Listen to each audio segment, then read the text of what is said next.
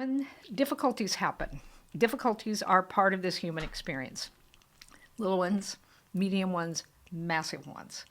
And you've had some difficulties in your past, of course, as we all have. Know this, that the way you respond to this either takes you down or takes you forward. And there's some important things that will help you. One is stop talking about your victim story. Every one of us could tell a victim story. Notice the vibration of that story, the ain't it awful story. Notice the feeling of contraction that you feel. Notice the thoughts. If you're thinking from a victim point of view, you're in an energy of contraction, and the only thoughts you can have are contractive ideas. Contractive ideas acted upon can only produce contractive results. So rather than let it take you down, you want to take it, have it help you move forward in your life by means of going through. Why go through a difficult time and not become better by means of it? So you want to challenge your own victim stories and tell an empowered story. And not just to yourself, but you tell it to the other people around you. Since I can't change the situation, I'm going to use this situation. I'm going to use it to my benefit, not only current benefits, but long-range benefits. Neutralize the experience. Neutralize the experience. So what does that mean? You can't change that this time is here, neither can I, but we can change who we're going to be in it. And that can only happen if we use a perspective, a perception that gives rise to us seeing opportunity. So in the infinite or in the universe, apparent good and apparent bad are just that. It's what appears to be good, what appears to be bad. And that has, think about it, he left me, she left me. I wanted the baby, I couldn't have the baby, I had the baby, and now I'm stuck at home. One thing after another. What is good and what is not good? The answer to that is it depends. It depends on how you relate to it. So hold that for a moment.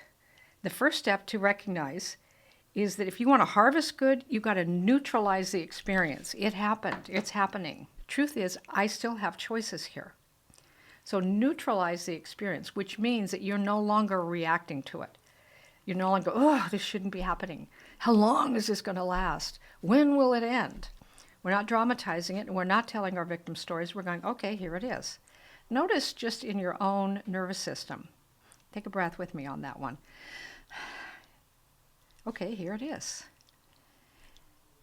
Once you neutralize it, you now have power over it. As long as you're reacting to it or victimized by it, it has you. Your power move here is to have it.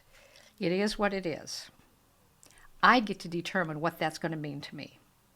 I get to determine whether that's going to take me down or lift me up by the way I use this. So the first step is, and the way you will know you have neutralized the experience is you start to feel calm. You start to feel peace. I remember Luke Skywalker once asking Yoda, how do you know the right answer? How do you know which way to go? How do we know when we've made the right decision? And Yoda said, you will know through peace and calm. You will know through peace and calm. So you will start to notice a generating peace and calm inside you when you have neutralized the situation. You've stopped fighting it. You've stopped trying to push it away. But now you're in an empowered place of knowing I get to choose what I'm going to do with this. I get to choose my mindset. I get to choose how I relate to this today. And I get to choose what this is going to mean to me. And now it no longer has the power. You have the power over it. Neutralize the experience. The experience is neither good or bad. You make it so. Notice any negative charge that you've got going on about being in this experience. Easy to have a negative charge. Much more empowered to choose, this is what's going on, I'm going to choose how I'm going to be in it. So notice any negative charge. If you start thinking it shouldn't have happened, we should have been on top of this sooner, I should have been smarter, all of this is a form of resistance.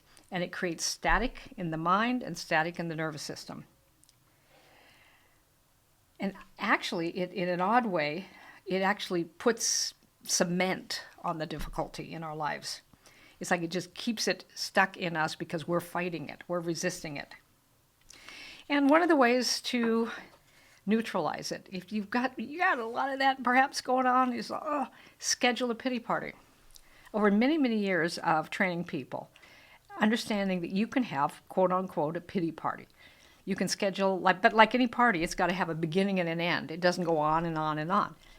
You sit down, maybe you should give yourself 10 minutes, 30 minutes. You get to decide. You can take a day and have a pity party for a whole day, but don't get stuck there. Don't pitch a tent there. And what happens during a pity party? You write down all those not so good thoughts. You write down all those scary thoughts. You write down all those blaming thoughts. You write down all I should have been more informed. I should have been ahead of this. I should have, I knew last month I should have gone to the doctor and gotten this done, but now I can't go. Whatever it is, write out all the not so good thoughts. Get them out. And then at the end of the party, that was then and this is now. And that's very important.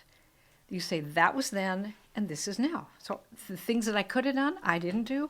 That was then, this is now. And you close the party down. And now bring your energy towards the what's next. And you literally cut through the energetic field so that you can put your attention, your mind, and your actions into that which is forward momentum building. You have that power. The gift of being in a difficult time is you start exercising that power. The fact that we all have that power doesn't mean we will exercise it or ever really have it as a companion in us. But we all have it as a potential.